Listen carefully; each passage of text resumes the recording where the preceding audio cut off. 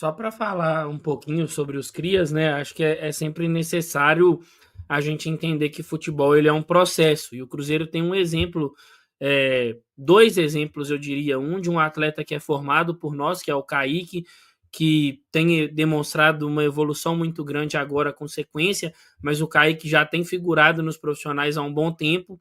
E o Caio Jorge, né? O Caio Jorge é um jogador que antes do Cruzeiro ele tinha 20 gols. Se você pega essa passagem dele pelo Cruzeiro aí agora, que vai completar no meio do ano um ano, ele tem 15 gols, né? Um demonstrativo de como que futebol é sequência, a evolução é um processo. E assim, é sempre necessário alinhar expectativas. Lamine Yamal, Neymar, Vinícius Júnior, Estevão, esses jogadores, eles são considerados fora da curva justamente porque eles aparecem em oportunidades raras. Eles são raridades, eles são fenômenos do futebol. São atletas que vão aparecer de vez em quando. Até porque se todo mundo formasse esses jogadores, eles não seriam extra classe, né? Eles seriam atletas considerados normais. O Cruzeiro, em algum momento, vai formar esse tipo de jogador. Mas é necessário a gente entender que a categoria de base, ela não está lá para formar só esses atletas. Ela está lá para evitar que a gente vá atrás de Gamarras, de Lautaros, de jogadores que não vão agregar tanto. E aí, sobre o Kaique Kenji, eu vi muita gente pegando em cima dele, né, pegando no pé. É um menino muito novo. Esse ano, se ele tivesse no sub-20, seria só o segundo ano dele de sub-20. Então ele é um jogador que ele também está saltando de categoria. O Cauã Prates é literalmente um adolescente, ele tem 16 anos, ele ainda nem é um maior é um cara com maior idade completa. Então, assim, a gente precisa de ter essa paciência, entender que os meninos eles vão errar, eles vão acertar e que nenhum deles são jogadores ali extra classe, né? Um Lamine Yamal da vida. E aí a gente precisa de estar sempre alinhado com isso e respeitar esses processos. E eu concordo muito com o Baú. Se tinha um jogo para errar, era o jogo de ontem.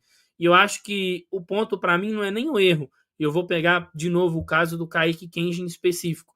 Me chama muita atenção a personalidade. Mesmo não vivendo um dia bom, ele pega a bola, tenta partir para cima, tenta o drible. Foi algo que a gente até reclamou que faltou, por exemplo, para o Cruzeiro no clássico, né? O Cruzeiro ali, um adversário que não se dispôs a jogar, queria muito mais defender, faltava o cara do 1 contra 1, do drible, da criatividade que parte para cima. O Kaique Kenji fez isso no jogo de ontem. Eu acho que isso precisa ser valorizado. É claro que ele vai entender melhor, né, quando fazer isso, quando é melhor você talvez fazer uma tabela. O próprio Cauã Prates, eu gostei da atuação dele no primeiro tempo, acho que no segundo tempo ele acabou caindo. O Murilo fez um bom primeiro tempo e eu concordo muito com a Rafa. Acho que o que pesou ali foi a questão da entrada mais firme que ele acabou sofrendo, uma entrada completamente desnecessária, né? Mas aí a gente não pode cobrar muito também do outro lado. Não conheço o outro atleta, mas não acho que, igual algumas pessoas disseram, que foi sem querer, não foi sem querer. Um braço às vezes sobra ali sem querer, mas um carrinho daquele, ele é intencional. Você tem a intenção sim de acertar o jogador. Ô, E Pedrão, aí. Oi. aquele lance ali, ele me lembra muito eu jogando futebol. Não é nem questão de ser maldoso, é questão de ser sem noção. Porque não tinha o menor cabimento, cara, Sim, sim. aquela entrada. Um jogo Tipo, não é que eu morno daquele, né? Assim, provocando, fazendo graça. Não, o cara simplesmente dá um carrinho completamente destemperado num jogo morto, sabe? Do nada. E o juizão, né? Demorou 7 minutos para conseguir expulsar. cara, Sensacional.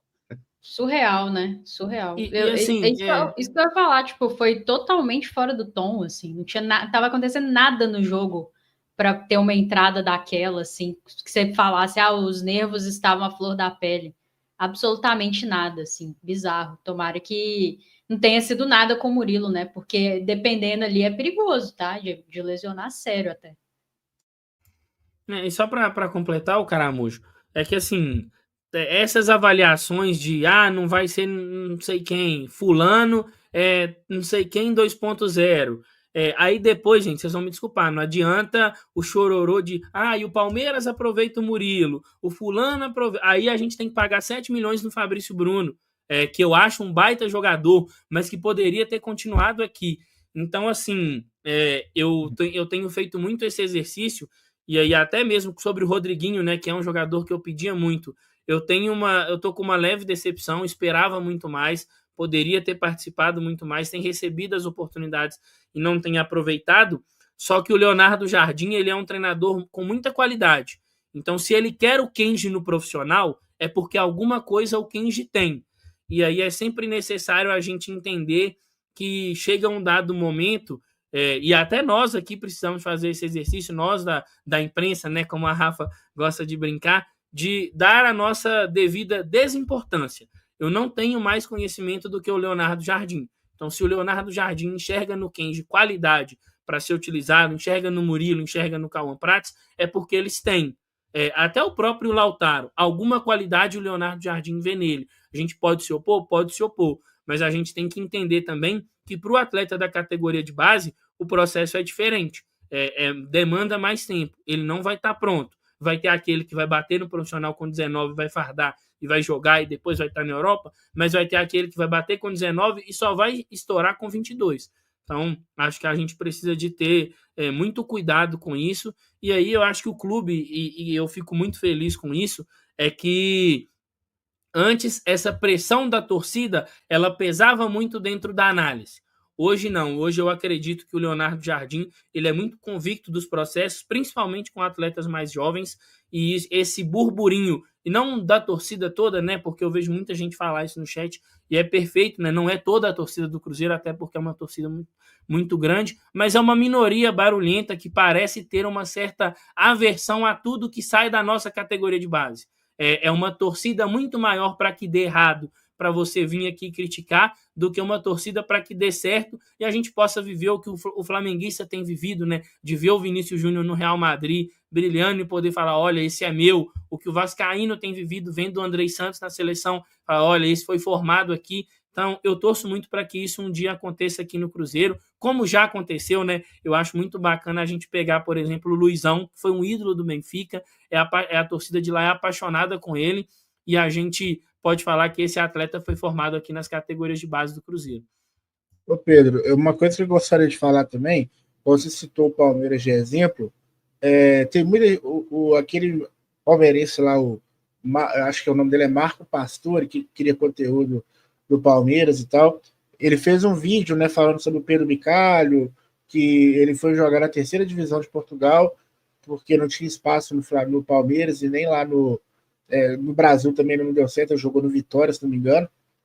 E aí, tipo assim, aquela geração do Palmeiras, ele fala que é a melhor base, o melhor time de base que o Palmeiras já teve, assim, pelo menos que ele viu jogar. É lógico que lá, na década de 60, teve a primeira academia do Palmeiras, que é fora de série, não dá para comparar. Mas falando desse projeto recente do Palmeiras, aquele time era o melhor.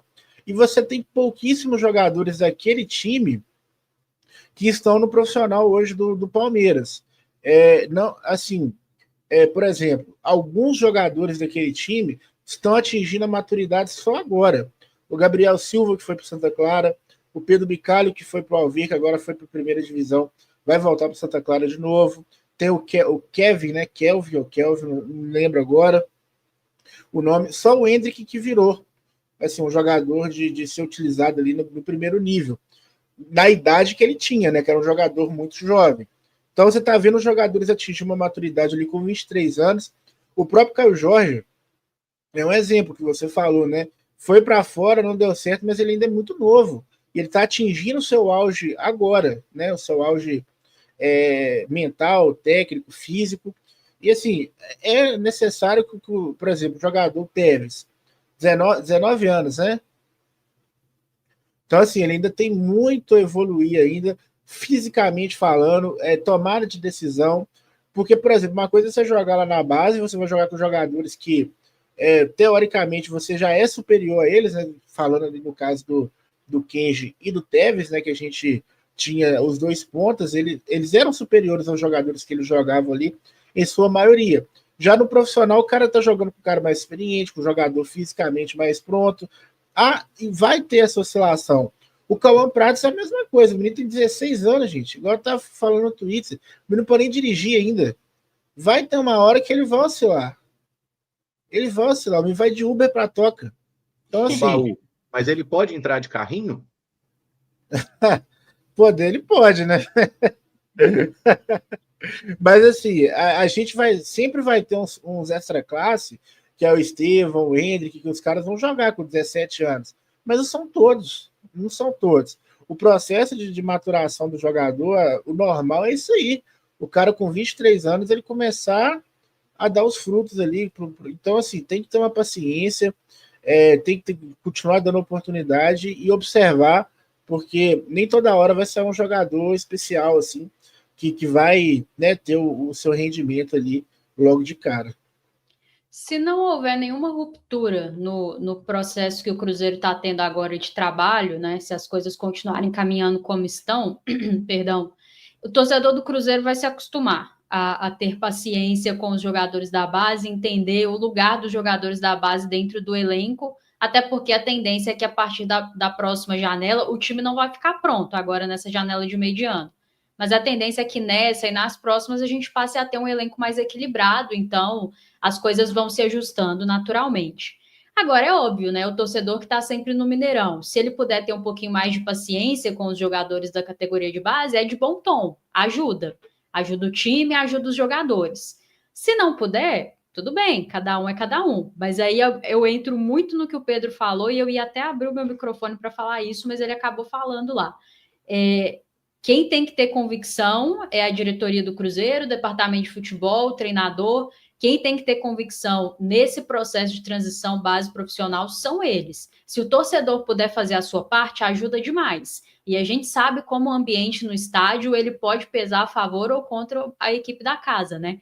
Recentemente a gente foi lá jogar contra o Fortaleza e a gente viu que o ambiente pesou para o time do Fortaleza, né?